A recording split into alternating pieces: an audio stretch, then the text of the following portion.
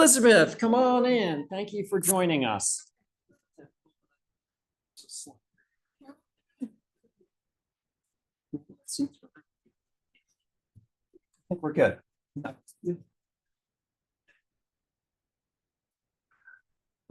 Are we missing anyone? Are we all here? Sammy's not here yet. Sammy's not here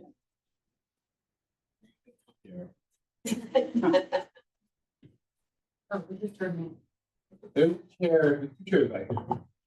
and we're good. Our people don't need to be able to see so much because they've already seen this, so they're pretty good.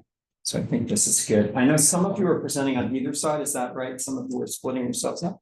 All right, Sammy's here. We can go ahead and get ourselves started.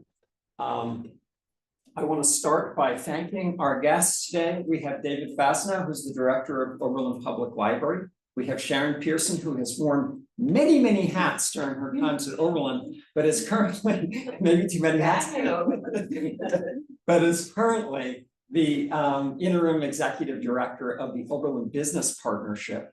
And we have Elizabeth Meadows, who has also worn many hats at Oberlin. Both Sharon and Elizabeth were for many years city councilors in the city of Oberlin. So we have enormous wealth of Oberlin knowledge. David's relatively new to the community. I thought I'd give you guys just a minute to introduce yourselves beyond my very brief introduction so that my students have a better sense of your role in the community. And then I'll kind of introduce our presentation. So if you wouldn't mind me putting you on the spot, David, I'm going to go ahead and do that.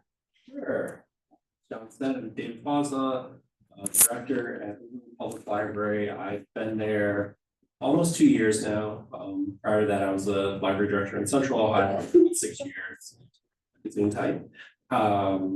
So the library sees itself as really a hub and conduit for all the organizations and groups and all the activities that are going on. We have a lot of activities for a very small town. We try to keep everybody up to date on them and involve ourselves and help out wherever we can. Hi, I am Sharon Pearson. I was born and raised and you went through the schools and everything. Later on, took my degree in sustainable management. Later on, while I was doing that, I was working full-time for the city of 25 years in the city. Went on to move on to the Oberlin project, which helped lay the foundation for things like this. And when I was on city council, really was pushing for activities like this. But since that time, there's been some other things I've done. I was in transportation for a while. That was a spin a little bit. The Oberlin project. What else can I do? There's been so much. But anyway, I'm glad to be back in Oberlin. I'm glad to be back here and helping with sustainability. My turn, huh? Yeah. Elizabeth Meadows, as you heard. I've lived in Oberlin for the last 23 years. Educated in food and took my bachelor's at the University of Athens. When I moved to Oberlin, I immediately got involved. I wanted to I wanted to learn how to become involved in the community. So the first thing that I did, I was appointed to the cable co-op board because it didn't get enough votes. But after getting on that board and serving as secretary, I served, so many years. I think I probably was on that board, but I did get enough votes to be elected there. I don't know. I've been involved in everything because I'm nosy and I like to see what's going on in see. I did serve a total of 10 years on the city council. 6 years in one stint. I was off for 2 terms.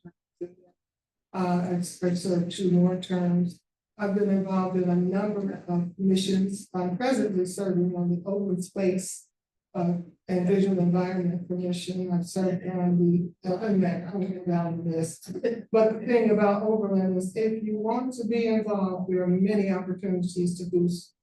All you have to do is look and see what piques your interest and let the clerk of council know. She will definitely give you an application to apply to one of the commissions.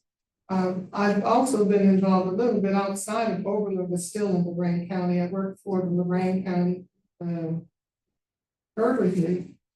Gee, I don't know how many years I was there, maybe 5 or 6. I'm presently on the board for the Lorain County Community Action Agency and a couple of other boards, but you know, this Overland business. definitely a regular, relatively new member of the Overland Business Partnership. Excuse me.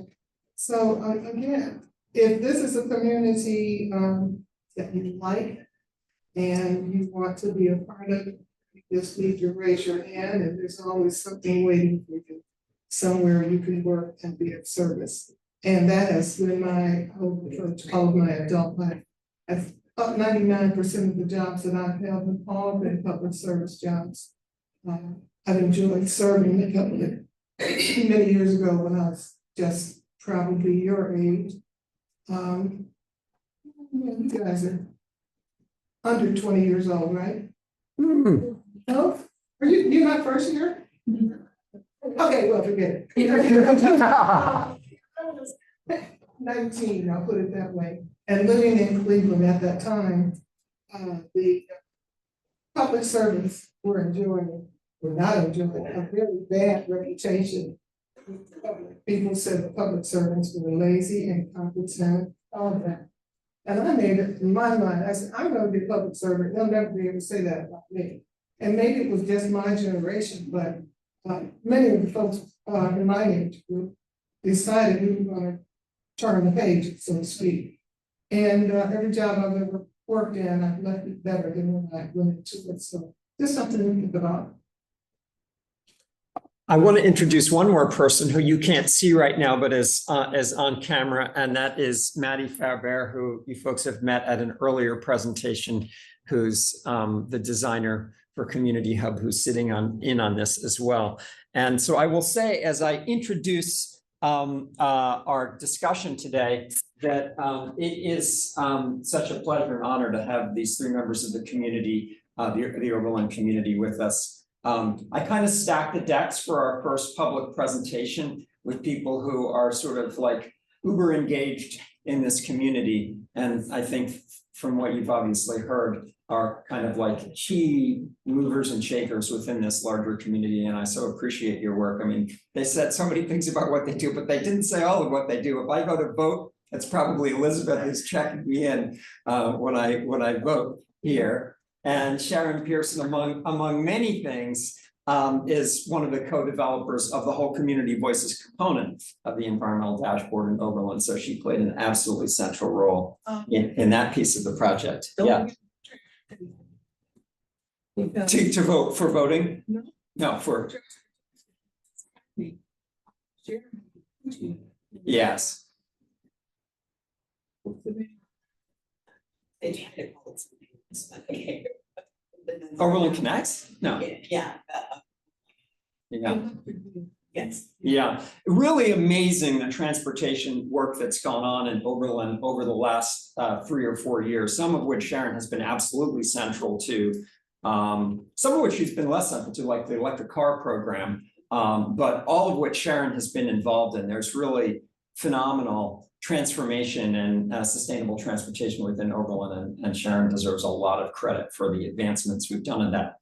At any rate, our goal today is our students have proposed projects that they intend to engage in both within the Overland community, also in some of our enterprises in Cleveland. So it's nice to have Elizabeth Meadows here with her Cleveland perspective as well as her Overland perspective. But the way this is going to work is our student groups are each going to give about a 5-minute presentation.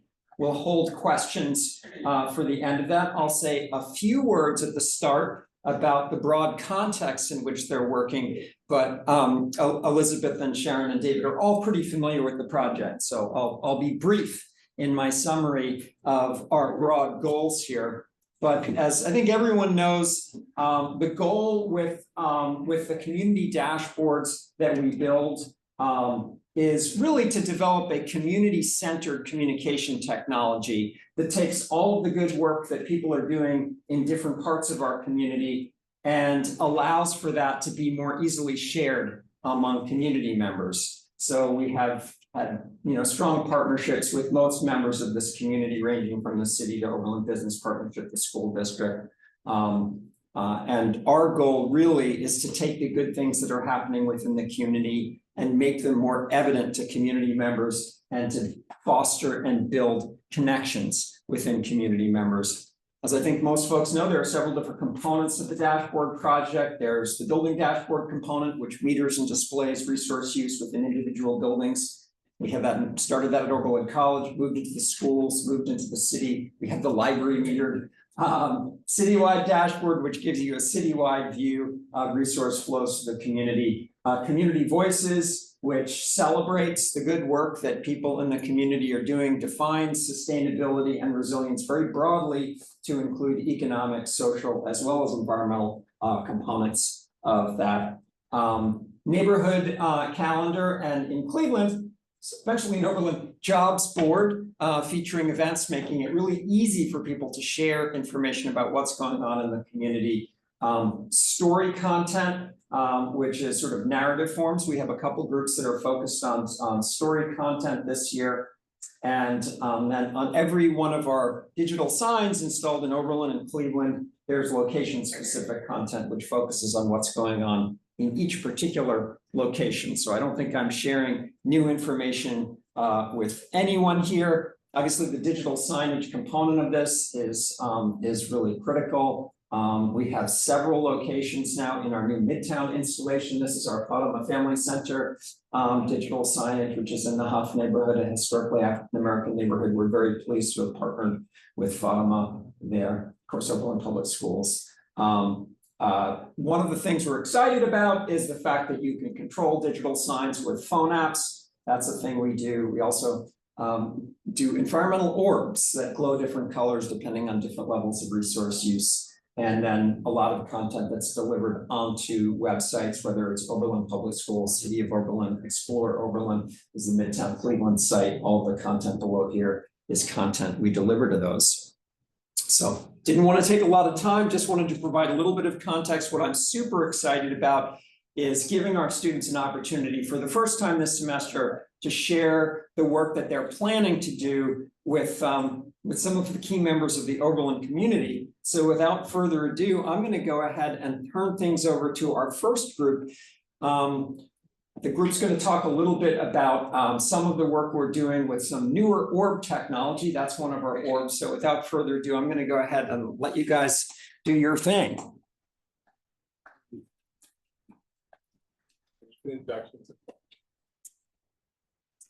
Good afternoon, everyone. My name is Naomi.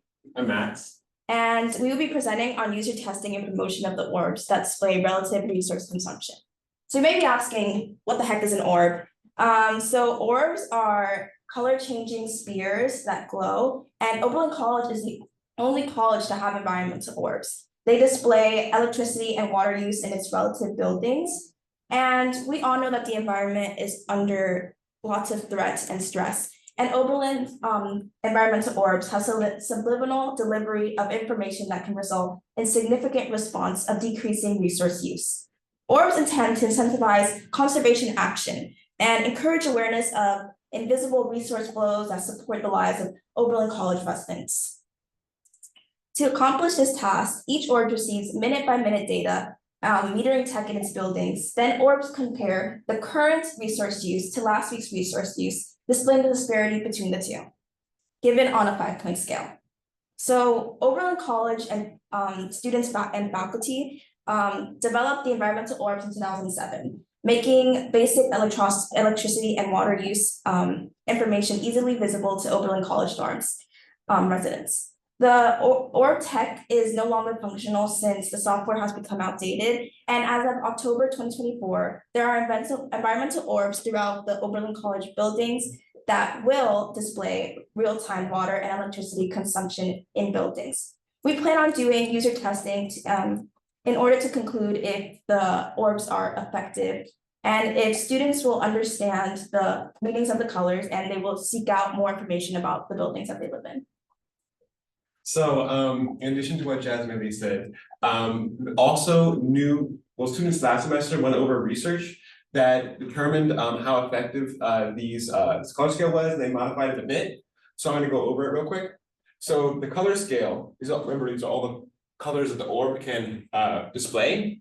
Goes for electricity from green to light green to yellow to orange to red, with red being the worst or the most relative resource consumption, and green being the least. Same for water, where it goes from teal to light blue to dark blue to purple to pink, with the same scale. And so, in addition to technology being outdated, with new opportunities to improve it, and then this research that created this new color scale, there's also like a new vision for how these orbs will work. So instead of just displaying a color, displaying the relative resource consumption, and just leaving it there stagnant, what it'll do is it'll go through the whole color scale for electricity before it displays the current level of resource consumption that the building's using. And then it'll do the same thing for water. So that whenever a passerby sees the orb, they don't just get a color and are confused about it, they see the whole spectrum that then situates a context to then see the color. And so with all this updated functioning of this orb and how it communicates environmental resource use, we need more research, and that's what Maylee's gonna talk us through more of that. So for our approaches, our first step is to gather students to participate in our experiment and create questions to ask them. Then we'll create a schedule in order to conduct the experiment, creating extra time in case we have to reprogram the orbs. The experiment will have 3 separate sections in order to complete all of our goals. The first part will be answering, will students seek out more information about the orbs?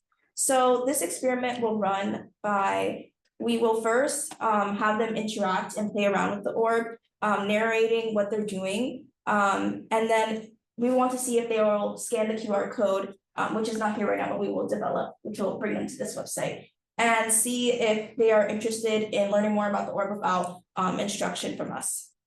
Second, we will present the orb and let them play around with the color and let them see if they are able to understand each color. We will ask them, we will first show the color scale, and then it will land on a random color, and then we will see if they understand what that color corresponds to in the series.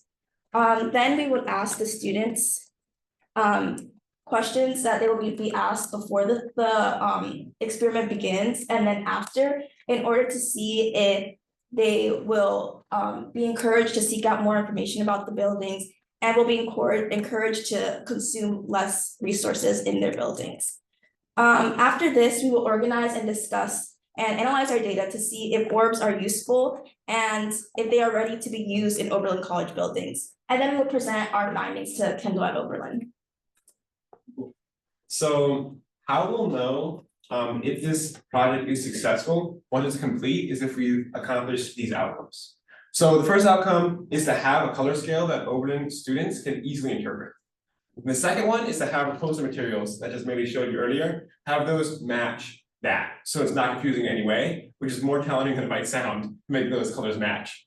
And then also to have accurate information on how often students will go further and take a next step and then view the resources that are behind the orb so they'll understand it better and be more engaged. So those are the goals, the outcomes specifically for this project as like an itemized list, but the outcomes go beyond that to include more of what the orb work has been doing, what Peterson mentioned earlier, with some of the work we're doing in the community.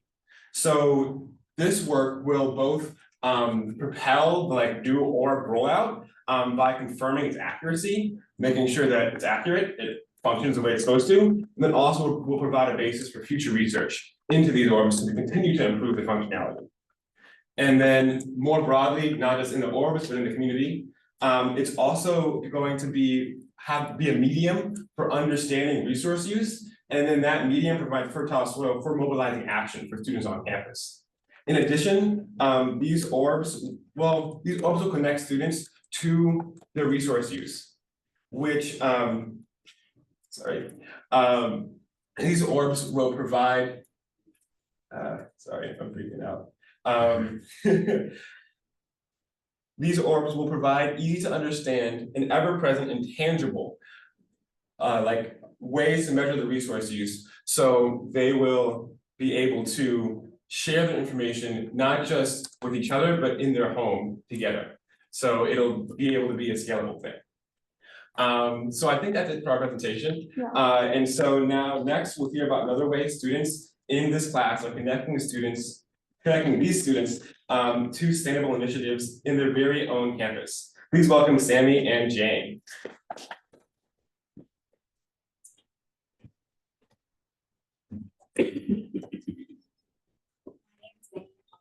I'm Jane Chima. The project focuses on conducting user testing on interactive stories about the Sustainable Infrastructure Program here at the college.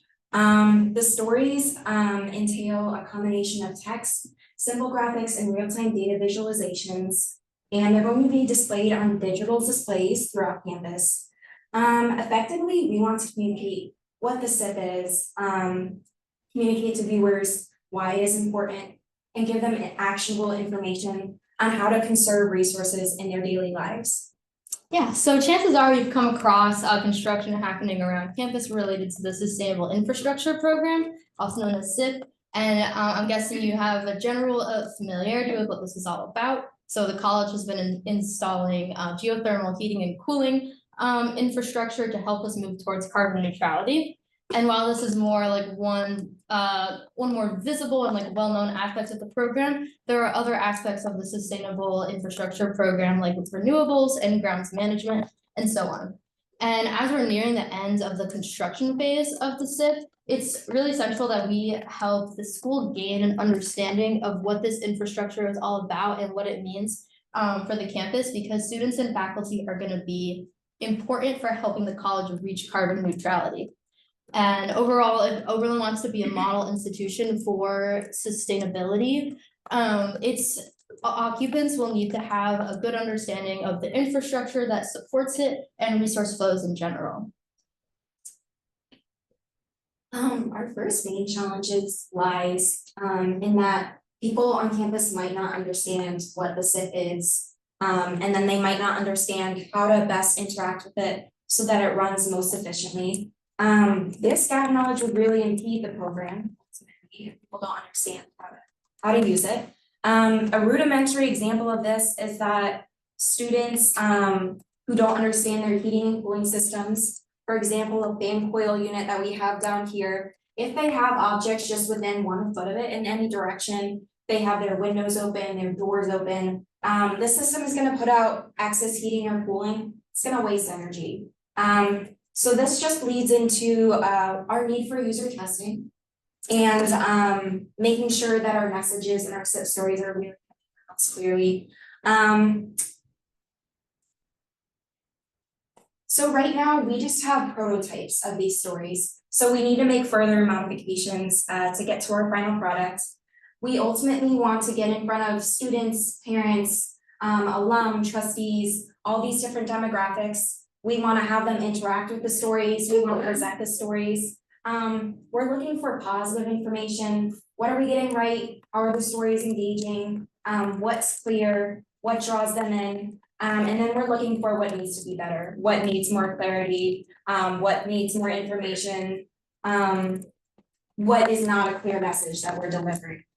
And then our user feedback will ultimately enable the opportunity to match the final SIP display with our intended message, which is to engage, empower, educate, motivate the viewer to understand how their personal actions really affect resource flows on campus, but then in the greater Oberlin community as well, and then are ultimately replicable wherever users live, work, or play. In addition to just understanding how we can make our message more clear, we need this data to prove ourselves to outside organizations, but also for internal traction within the college. We need more support, we need more funding.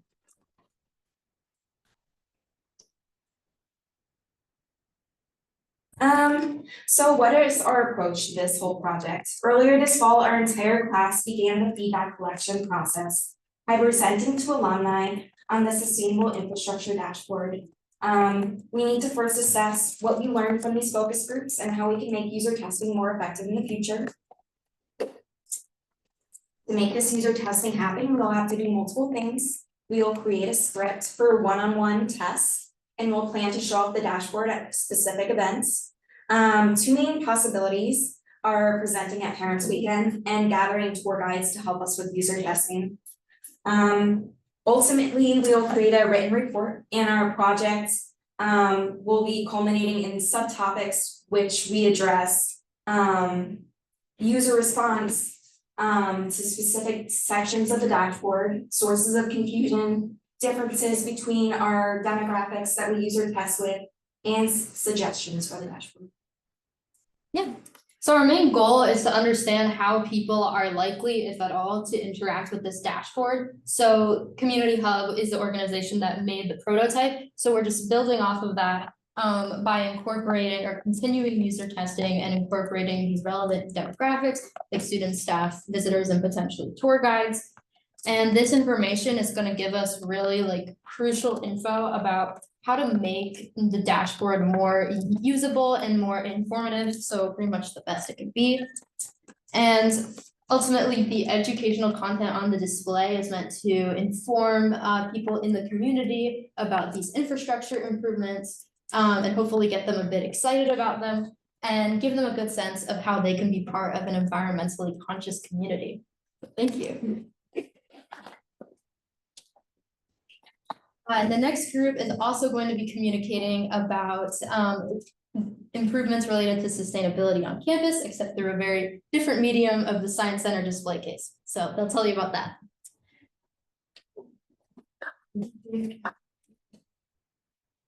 Hi everyone, I'm Josette. I'm Nev.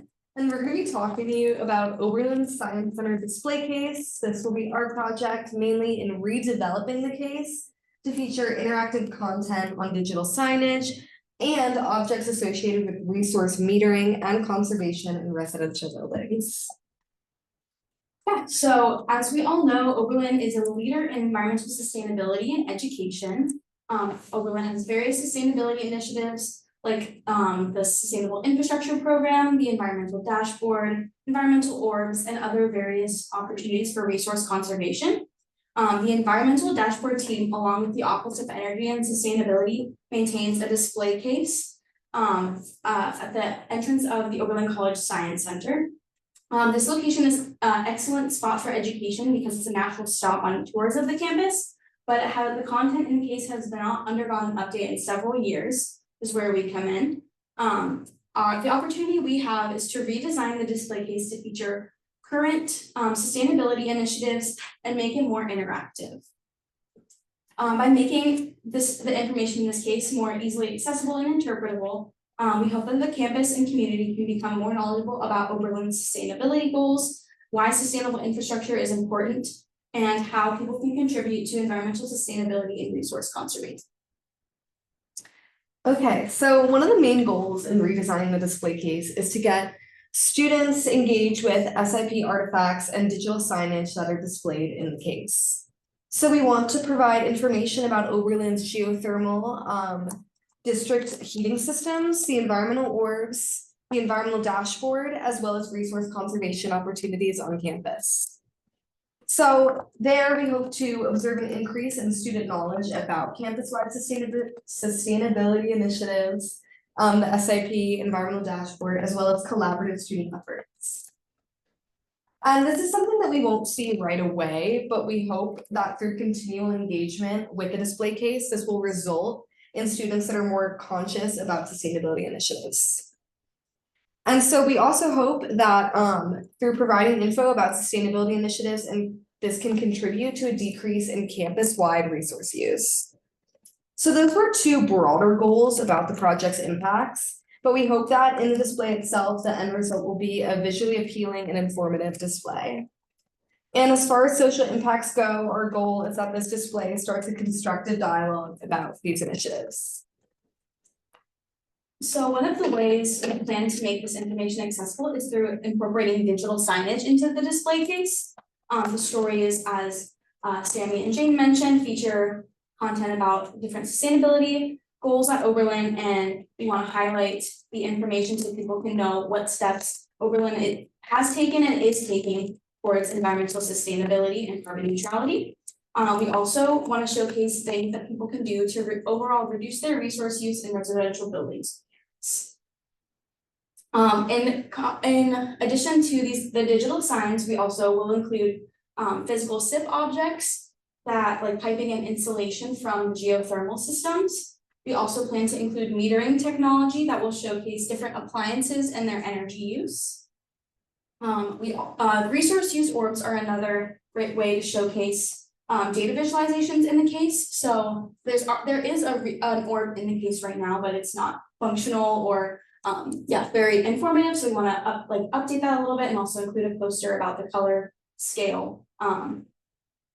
Then for further exploration, we plan to incorporate a QR code to collect feedback about student, staff, and campus visitor engagement with the display. This is not something that we can necessarily incorporate into our display case this semester, but we hope that through continual engagement with the display case, we'll continue to collect feedback, and it could be used in continual development of the display case in future semesters. So finally, through redeveloping the case, we hope to get students, staff, and campus visitors a variety of means to engage with data from the Sustainable Infrastructure Program and an environmental dashboard. And as Josette mentioned earlier, through these approaches, we hope to contribute to a constructive dialogue on Oberlin's campus about sustainability efforts. So thank you. And now we're gonna pass things off to Lily and Hannah. Let's talk about campus or Developing community voices. Thank you.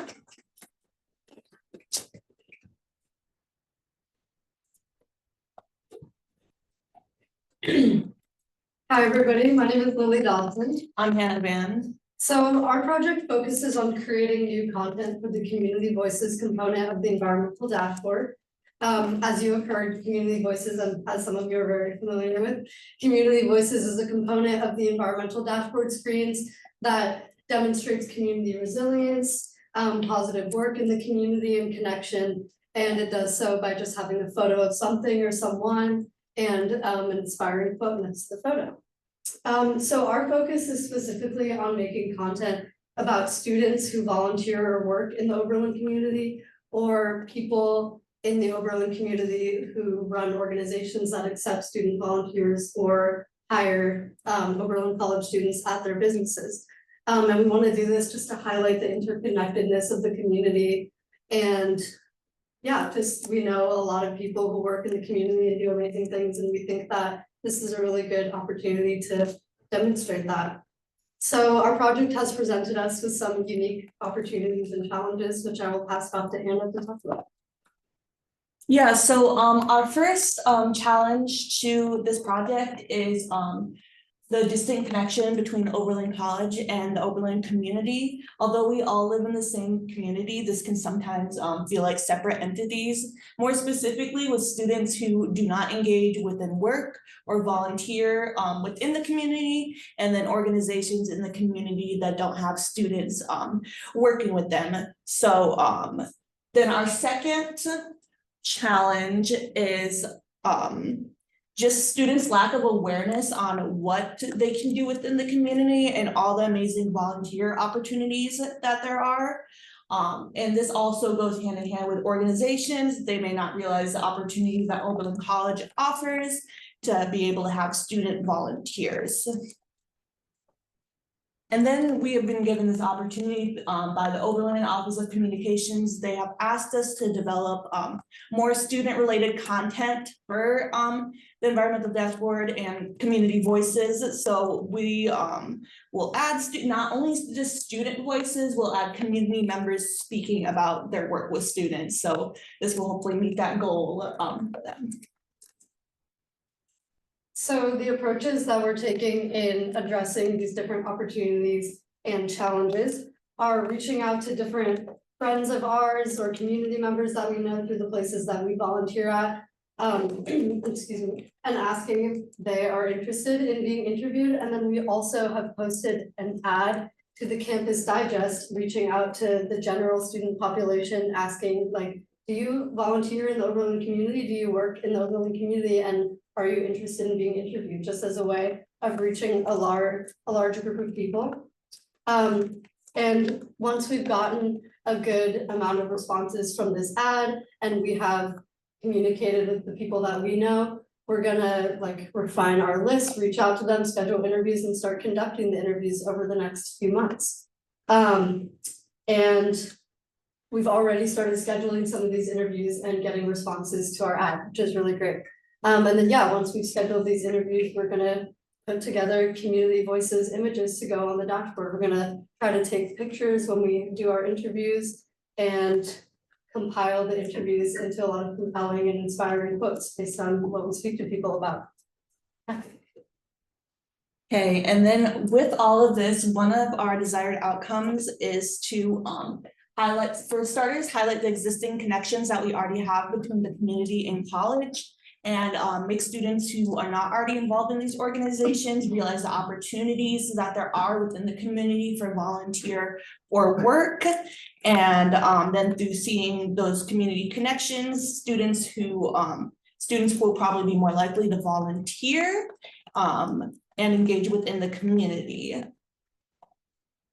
And then another outcome we hope to have is that organizations will want to work with college students and will reach out to Oberlin College to figure out volunteer opportunities or work opportunities for students to connect those together. And then organizations that we already work with, we hope that maybe they'll open up more volunteer positions or work positions in order to get more students involved and engaged. And then our overall goal for this project is to develop slides for the environmental dashboard, community voices, content, as that has been requested of us. And right now we're hoping to add at least 5 different slides, but that may be more depending on what type of response we get. But that's kind of our bare minimum. And then as our project is connected to community, the next project will be presented will also engages with the broader community of Oberlin. Thank you. I would like to invite the Sadie and Luke.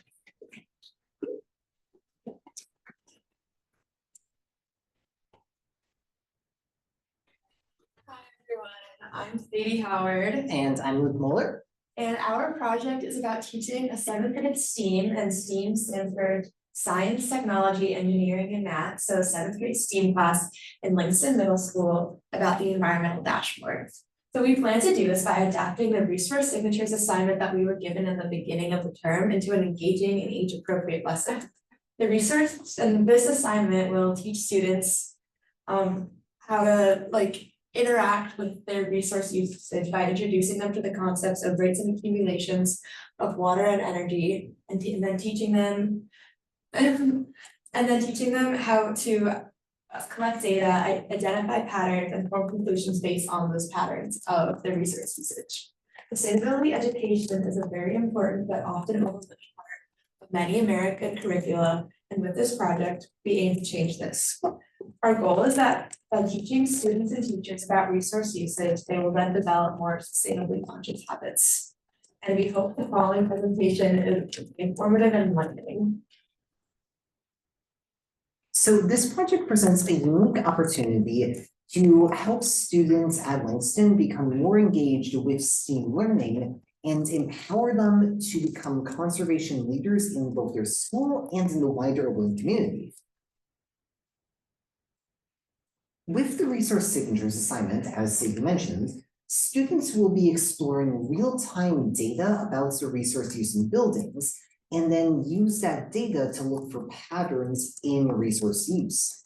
The data is represented visually, like you can see here, and we hope that students really learn interpreting data visualization as a key skill here, because that's really important for designing conservation plans that are based around the resource use that's happening in the buildings students are in. And this is an especially important field because conserving resources through an increasing awareness of our consumption that we're doing in buildings right now is a key sustainability challenge.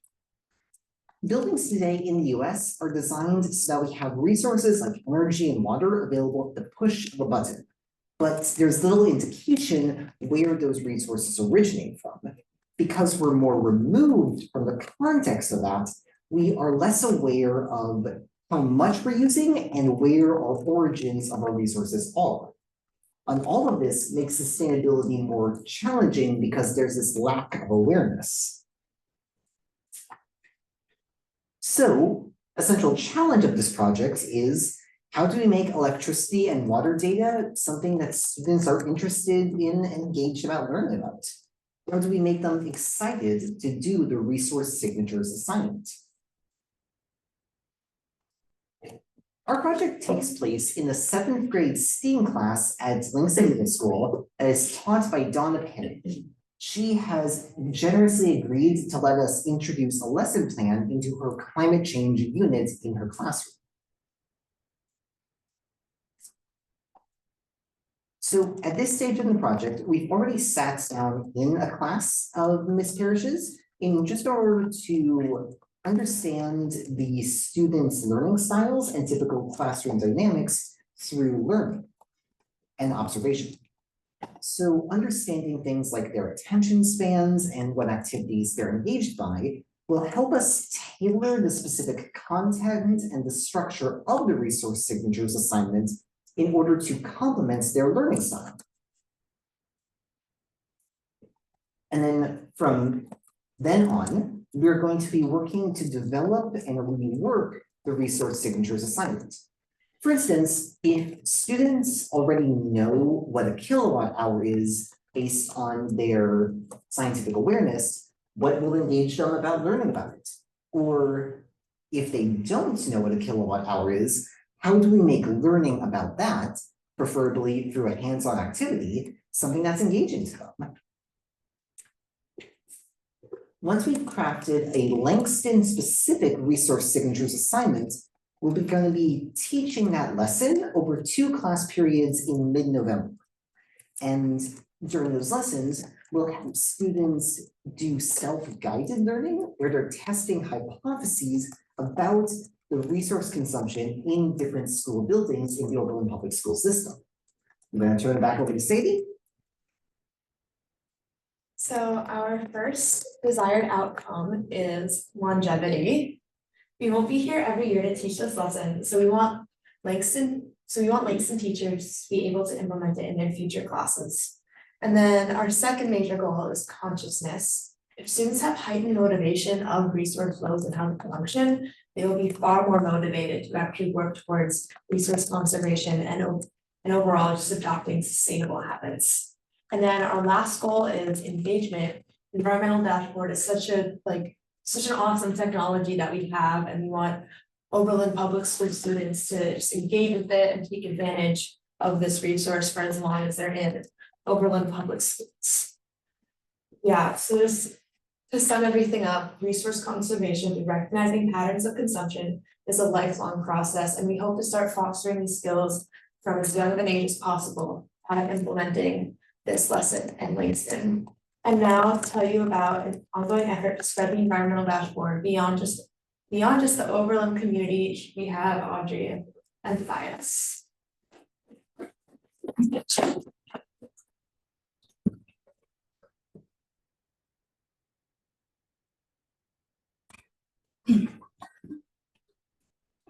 I'm Tobias, and this is Audrey.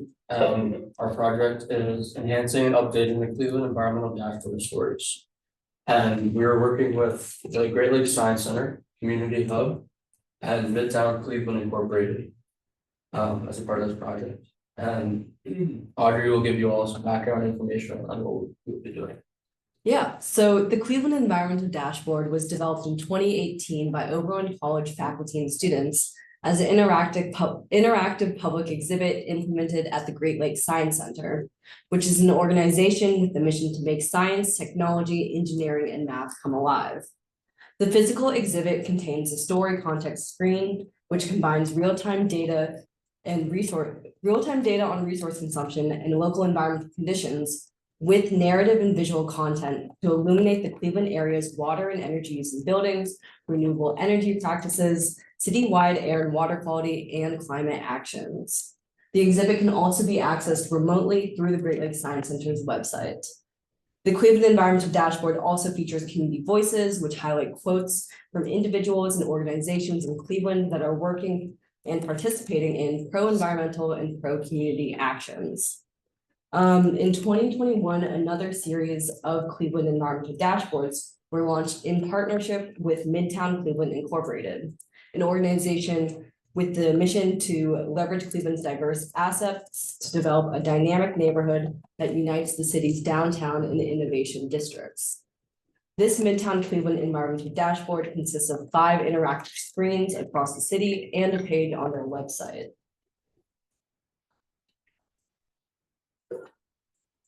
All right, as it currently stands, the Great Lakes Science Center content is in great need of updates to enhance user engagement. Reviews from the environmental dashboard team have indicated that at times, some graphics and terminology have been confusing and could be better improved to convey the environmental dashboard's central message. I'm so sorry. Additionally, while Midtown Cleveland's website features community voices and real-time data on Cleveland's air and water quality, it does not contain any other story content. Midtown Cleveland itself sits at the intersection of a diverse network of neighborhoods and is made up of majority low-income and POC residents, businesses, and stakeholders. This is why communication of the social and economic dimensions of sustainability is especially important within this project and can be done through the environmental dashboard story content. These 2 conditions provide a unique opportunity to update the Great Lakes Science Center environmental dashboard and add further content to the Midtown website and digital signage.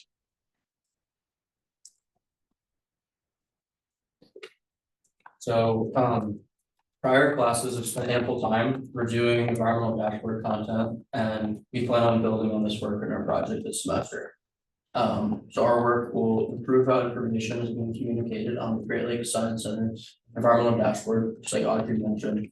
And we plan on utilizing feedback from classes from prior years, as well as what we've learned from this year on how to communicate the information effectively to the relevant audience.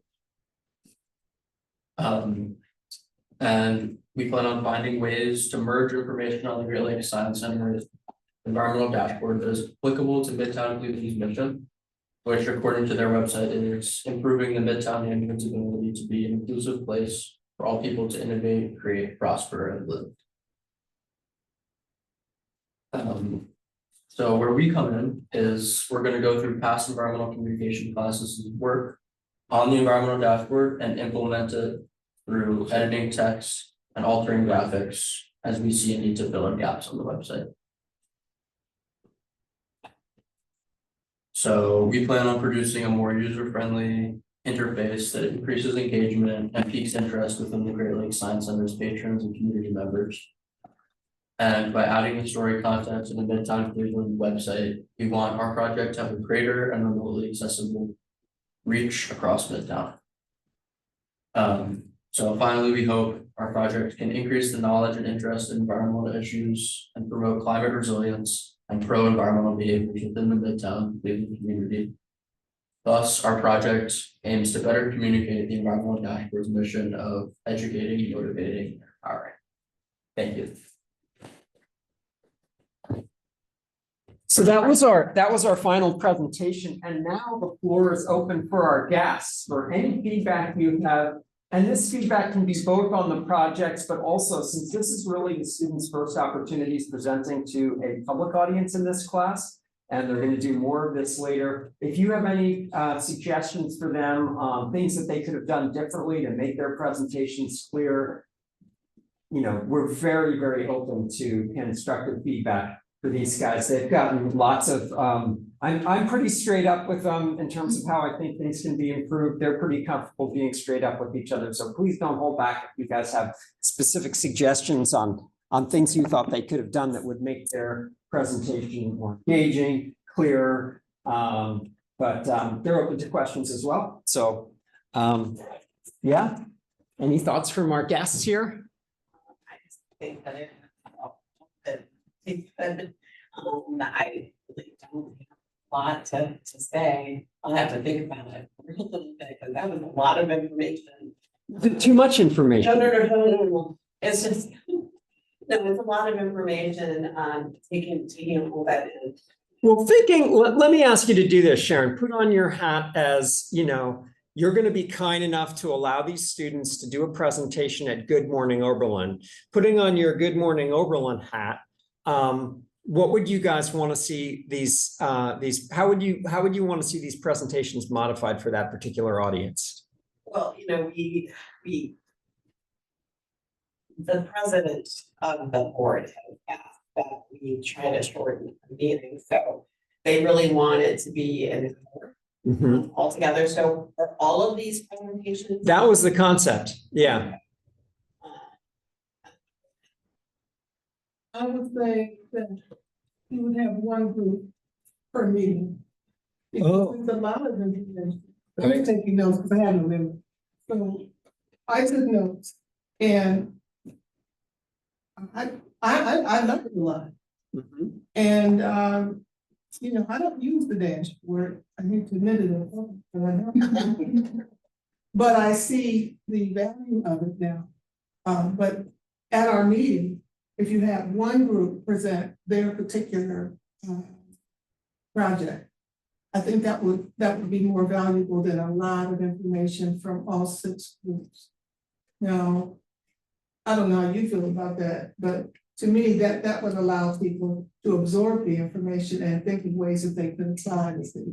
Well, what I was thinking though is that if all these presentations were done at once, because it was under an hour, that maybe the presentations could exist someplace else. In other words, these are all the presentations, and then if people want to respond to them, they could later on, if that makes sense.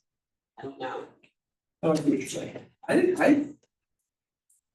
First, I thought all of your project ideas are great. I think they're good. I think you look at it as individual pieces, they all make sense. I didn't get the feeling that the presentation itself was overwhelming or anything. I would suggest looking at the order of the presentation. And just like your, and I'm gonna mess up the jargon, sorry. But like your display case, I feel like that is a great culminating, hey, we're really going to try and incorporate a lot of the activities that our classmates are doing, and we're going to try and display them here on campus. So I think that's probably a good last thing to go. I think talking about Great Lakes Science Center in Midtown, you're really talking about community voices and dashboard. I would almost pair that up with your community voices for your Oberlin version. So looking at that flow, I think would help. So if somebody does feel a little more overwhelmed, you may get a little more linear that way. In terms of the presentation, I thought, you guys did well. I think, and this is a challenge for everybody that ever has to present on anything, including myself. You guys know your stuff, you know what you're talking about. The more you can make it a narrative where you are just talking about the thing that you're passionate about and the better, the more well received that is going to be for people. It's really hard. I know I like to rely on notes when I have things because it's another safety factor, like I can hold something in front of me and I have this and I can focus on this. If I lose my train of thought, I can go back to this. And some of that is okay, but the more comfortable you get, and it'll happen naturally as you do this more often. If you can tell the story of what you're trying to do, it's going to engage people a lot more. I'm kind of getting from you guys that, I mean, Elizabeth, we would like all these guys to present if we can pull it off, just because part of it is an opportunity for them, but we don't want to overwhelm people. What I'm getting from you guys are saying is make the narrative cleaner, more direct. I also feel like maybe you feel like it's a little too much and we just need to find a way to pull out some of this so the stories are a little bit simpler for this particular audience coming up. So it's it doesn't have quite the level of detail that it has. Well, you have what, 6 groups, right? Yeah. So you have 6 sets of outcomes that you're trying to describe. You may want to, and this is hard because you're trying to take 6 different like projects and match them together. From a presentation side, you want to say, okay, here is the overarching, here are the outcomes that we're looking for, all of this together. And then, you know, from a data perspective, yes, you all have your individual projects, but really presenting on it a broader umbrella.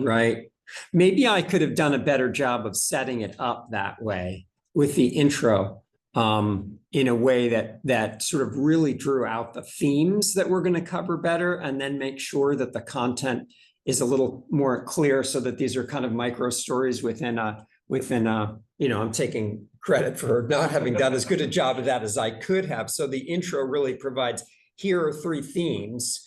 These are on these themes.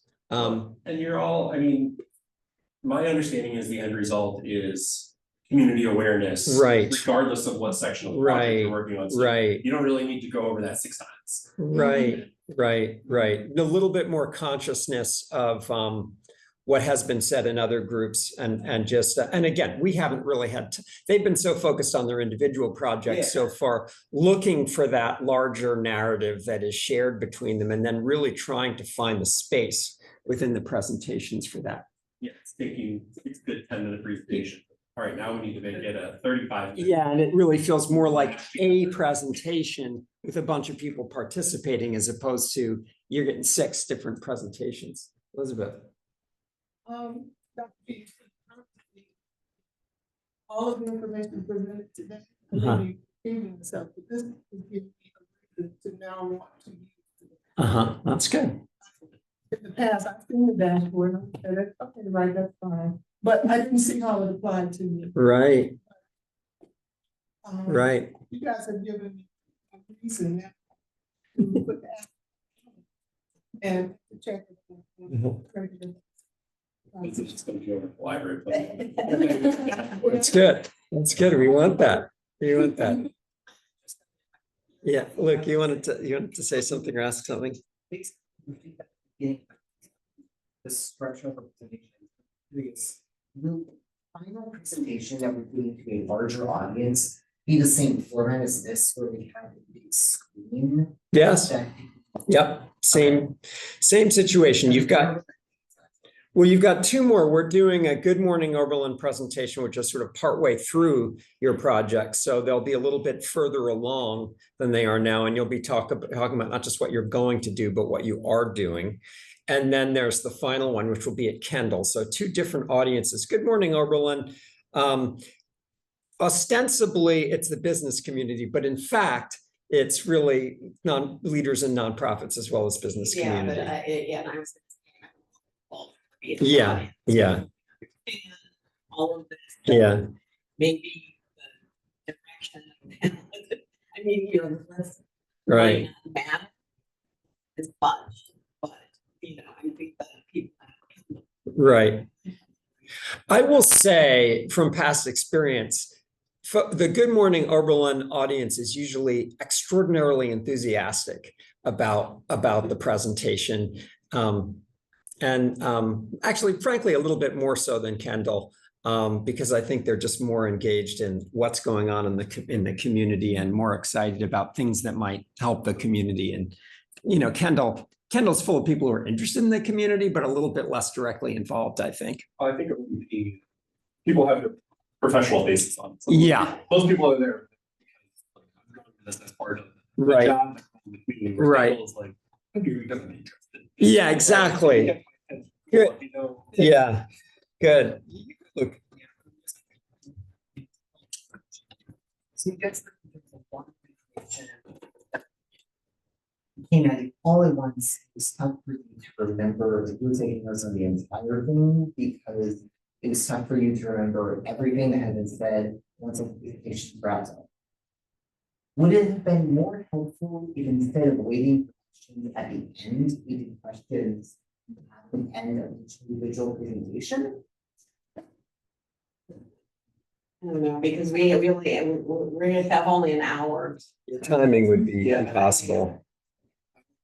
about that, because you think that people are going to ask questions about what you just covered. Inevitably, they're going to ask questions about their interest, and it may be something that is Right. or four groups from now, we actually have an entire thing about this. and we're Right. looking- Yeah, That was the thing about possibility for right. Right. We only booked an hour with these guys. Our hour's up. I want to thank you guys so much for participating. So lots of really good food for thought in the little bit of things that you said. So thank you so much for. And you guys all really did do a good job, so like, Thanks. Should say that. yeah, I want to walk out of here with that. Yeah, yeah. No, we appreciate criticism and we appreciate how constructive it was. What's your say? You could stay, if you want, Elizabeth, you could join the class. Okay. Thanks. Thanks again. Really, really appreciate it. Thanks. Maddie, are you with us? Yes, I Someplace am. out there in Yeah. hyperspace. Yes, can you hear me? Hello? The volume should be coming through our speakers. Testing. I can't hear you actually, Maddie. No, maybe I got something wrong with my speakers. Hold on. Let me make sure you're in the right, you are, the speakers are there. Hold on, let me just do one check here.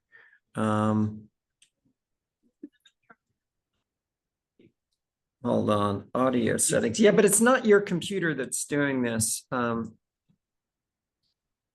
not getting it through that.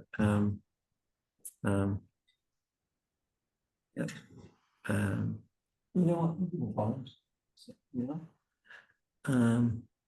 I'm still working on this, Maddie. Hold on, let's try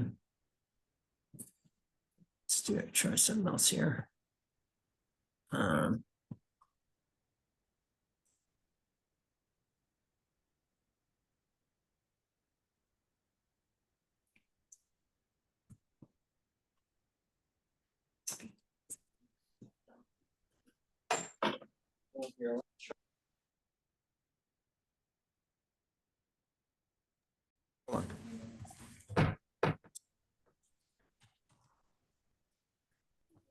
Test 1, 2. Hello?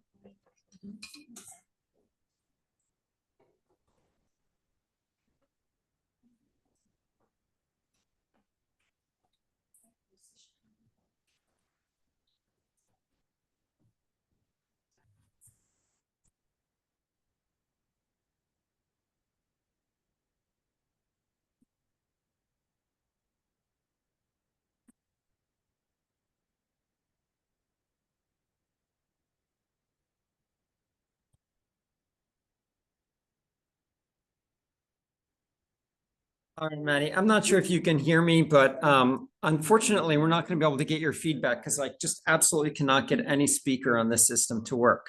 So sad. You can, yeah, sorry. We'll catch up later and I'll give feedback to folks through that. So sorry about that.